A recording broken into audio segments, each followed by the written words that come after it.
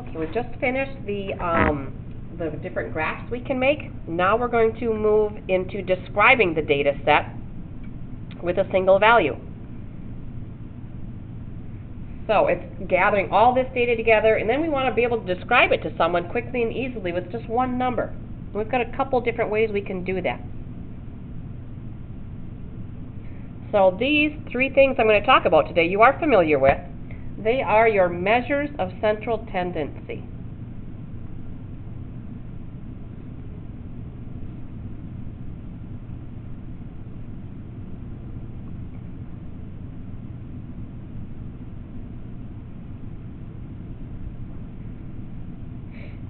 So what we have is one value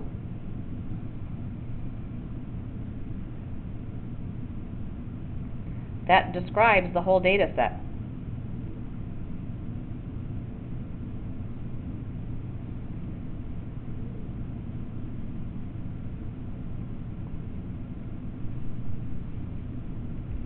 And we've got three ways to do this.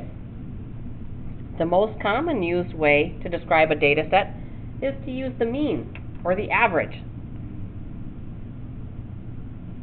Just like you being in high school, every class you take, you've got 9 weeks of grades, and the teacher's got to give you one letter grade, or one value to describe everything you did for 9 weeks. And most of us do an average. Granted, mine's a weighted average, which we're going to talk about today, but everybody else does pretty much a straightforward average. And if you remember, all an average is, remember the sigma from advanced algebra, you're going to add up all of your data values and then divide by how many you had. That's an average. Another measure of central tendency people use is called a median. And remember, median is the middle value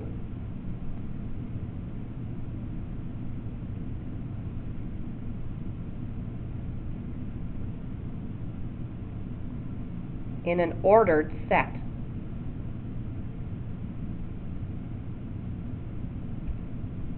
So for example, if we had 2, 4, 4, 7, 10, 15, and I asked for the median value, well, because they're in order, smallest to largest, there's only 6 numbers here, so the middle one, in this case, isn't listed here, but what I would have to do is average these two, the third and fourth values, to get the median. So if you have an odd numbered set of values, then it is the middle number. When it's an even numbered set, you've got to average. So the median here would be the average of 4 and 7, or 5.5. And then our third measure of central tendency is to give the mode value. And mode is just the data value that occurs most often.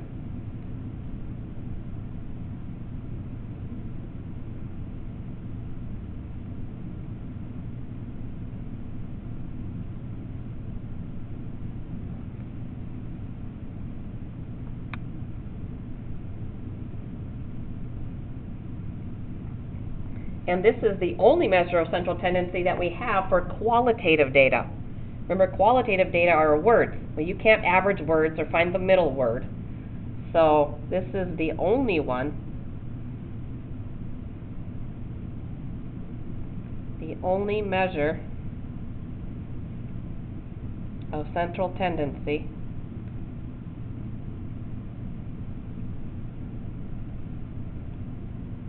for qualitative data.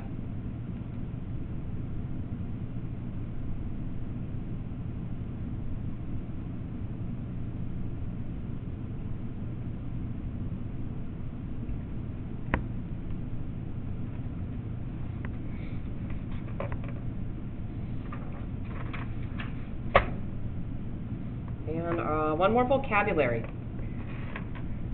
What we're going to talk about are outliers.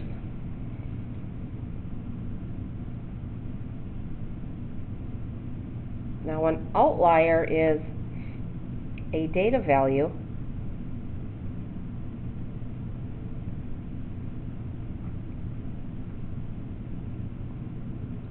that is far, not fair, far removed from the rest.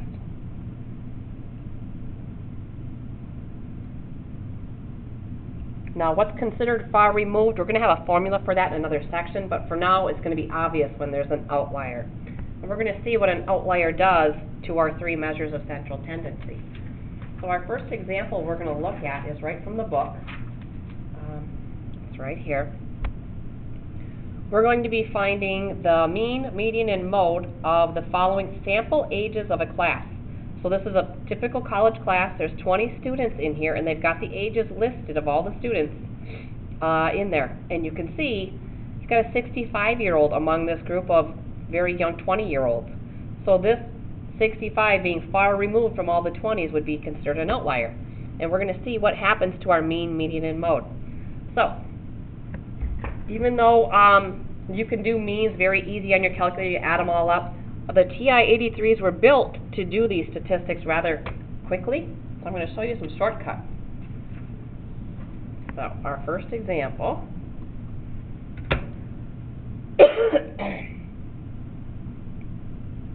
The sample ages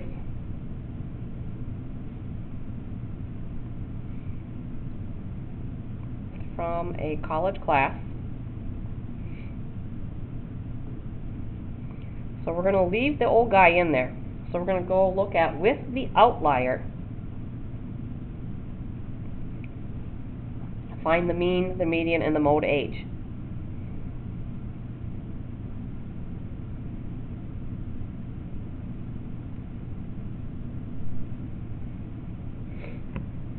Well, if you look back, we'll get the mode out of the way, because the calculator does not find the mode. You've got to look and see which age occurs the most often. It looks like it's 20-year-old. 1, 2, 3, 4, 5, 6 of them. 4 of them. 3, yep. 4 of them. So the 20-year-old is the mode age. It's most. Okay, for the mean, it would be you would add all 20 of them up and divide by 20. Well, like I said, the calculators were made to do this a little bit quicker. I took the time already to put all of those ages in list 1, and then I'm going to show you how you can get the calculator to do the adding and the dividing for you. If you quit and get out of your list, you're going to go under List, right here above Stat, so second list. I'm going to go over to Math, and if you look, there's mean and median right here. So I want the mean, so I'm going to press number 3. And I have to tell it which list I want it to look at. And our list numbers, like before, are here above the keys. Mine are in list 1, so in blue. So I'm going to go second, L1. And then there's the mean age. So it did it added all the numbers up in that list and divided by how many were there. So it's just a little bit quicker. And then the median, I can go right back into list again. So that's under second, Stat. To Math. The median age for list 1, 21.5. Because remember, it's averaging, because there were 20 people in that class, so it would average the 10th and the 11th ages. So yeah, we could have easily gotten that one. The average of 21 and 22 is 21.5. Okay. So now we want to see, well, what impact does that outlier have on these three measures of central tendency? So I'm going to eliminate the old person.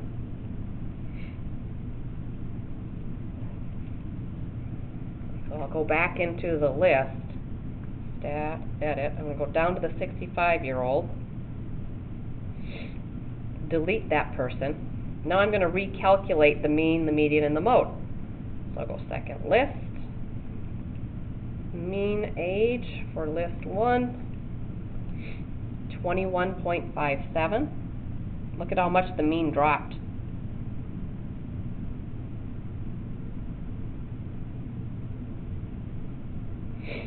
The median,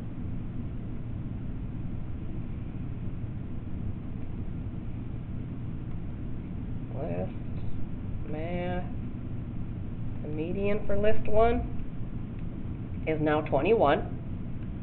So not much the bump of a half a year. And then the mode hasn't changed at all.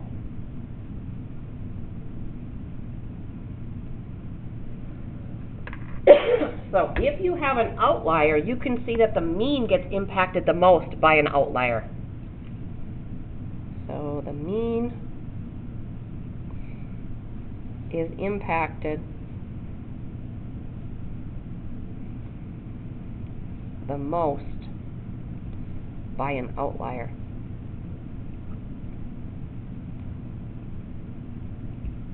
Because really, if you look at the ages, when you say the average age is 23.75, you really only have 3 people that are older than that age. Most of the people are way, way younger than that.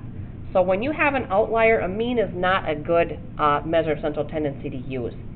Your median or your mean is a much better choice when you have an outlier. So either one of these would be good. If you throw out the outlier, then they're all pretty good. Alright, so that's the easy way to do an average on the calculator. Now into the tricky stuff, a weighted mean. I do weighted mean in here. You know, I weight the homework. You get 100% every day on homework, but I only weight homework 20% of your grade. Where quizzes and tests are weighted as 80% of your grade. So I do a weighted average.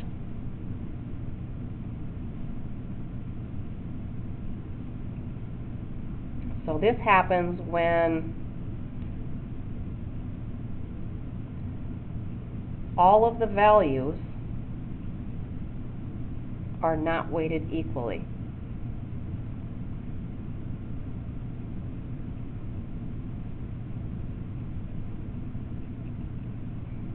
So to do a weighted average, a weighted mean, here's what you have to do. You're going to sum up.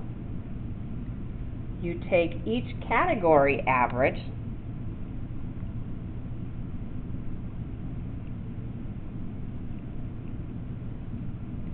multiply by its weight, and then divide by the sum of the weights. And most people set it up where their weights add up to 100%. So when you sum up the weights, 100% you're dividing by 1. It doesn't really come into play. But it's not very often that people don't have their weights add up to 100%. So this bottom part most times isn't used. But let's go through a stats class example. Several examples of weighted mean. So in stats, you get 20% of your overall grade is homework, and 80% of your grade, quizzes and tests.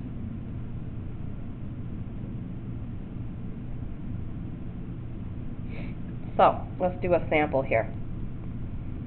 Homework, let's say you had 100, 100, 90, 85, and 100.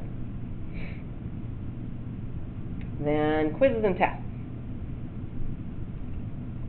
So you had a 16 out of 21, 19 out of 20, and a 92 out of 100. What would your overall average be?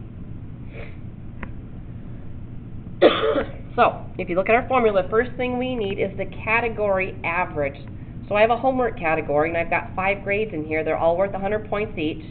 So I should say 100 out of 100, 100 out of 100, 90 out of 100, 85. So I need to average these up. So we're going to add up all 5 grades and divide by 5. So 100 plus 100 plus 90 plus 85 plus 100. That's all of them. Divide by 5. So I had a 95% average on homework. And now and I do total points here. So I had, and I'm going to do it all in one line. So I've got 16 plus 19 plus 92 divided by a possible 21 plus 20 plus 100. So I've got a 90% there.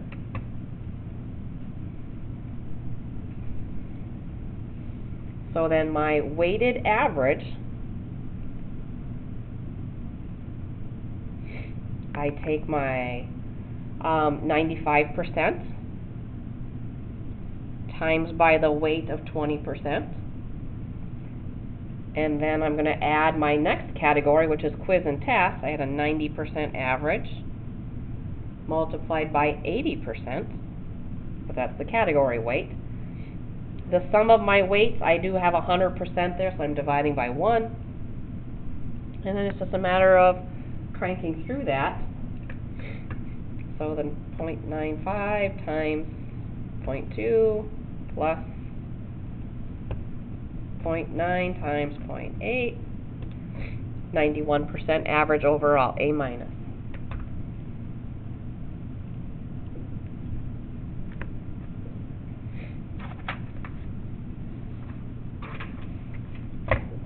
Okay, your class rank is also a weighted value, because 25% of your class rank comes from your SAT score and 75% comes from your GPA. So we're going to look at a couple of situations and see how the class rank works. So Gladstone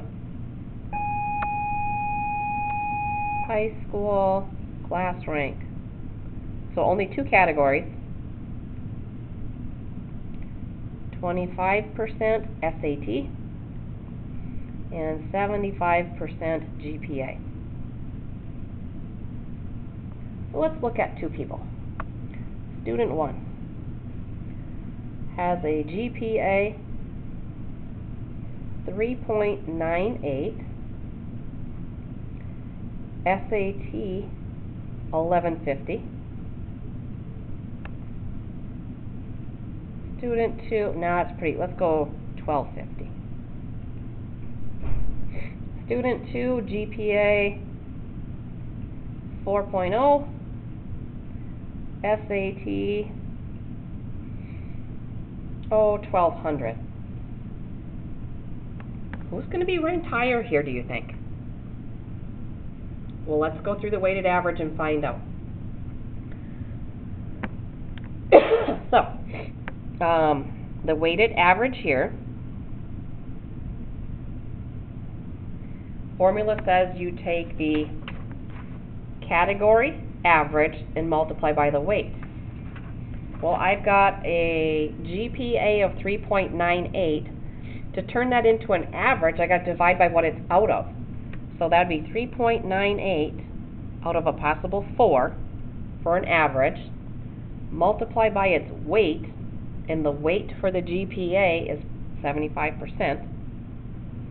Add on the next category, which is the SAT. They got a 1250. To turn that into an average, it's out of a possible 1600. So I need to turn the scores into averages and then multiply by the weight. For student 2, I'll do the same thing. 4.0 out of 4 times by 0.75. And then 1200 out of 1600 times 0.25. Let's see who's going to rank higher here. Okay. So, 3.98 divided by 4 times 0.75 plus 1250 divided by 1600 times 0.25.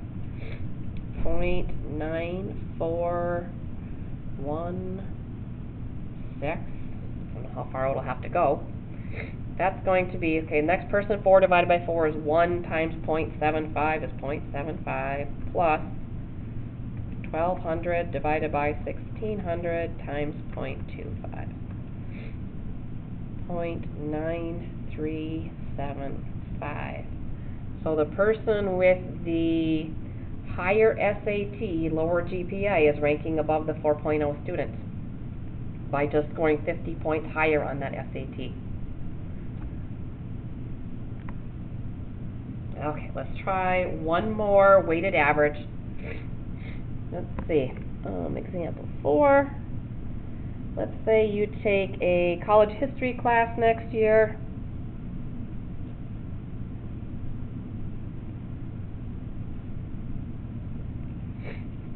Okay, and here's the way this professor is going to do their grades. Homework is going to count 10% of your overall grade.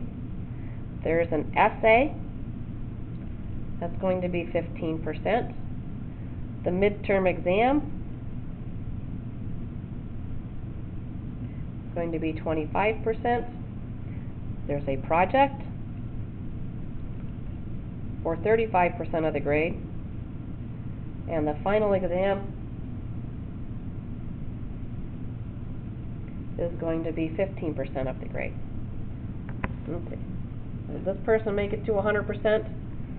25, 50, 85, yep, 100%. Okay, so our weights make 100%.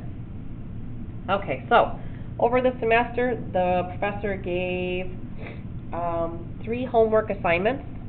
You got a 100%, an 80%, and a 90%. Your essay, you got an 88%. Your midterm, you got a 95%. Your project, you got a 93%. And your final exam, because you didn't study so hard, 80%. So what will be your overall grade for the semester? All right, well, you can see these were all 1 grade apiece, so I don't have to do any averaging there, but my homework, I do need a homework average so that I can take the average and multiply by its weight.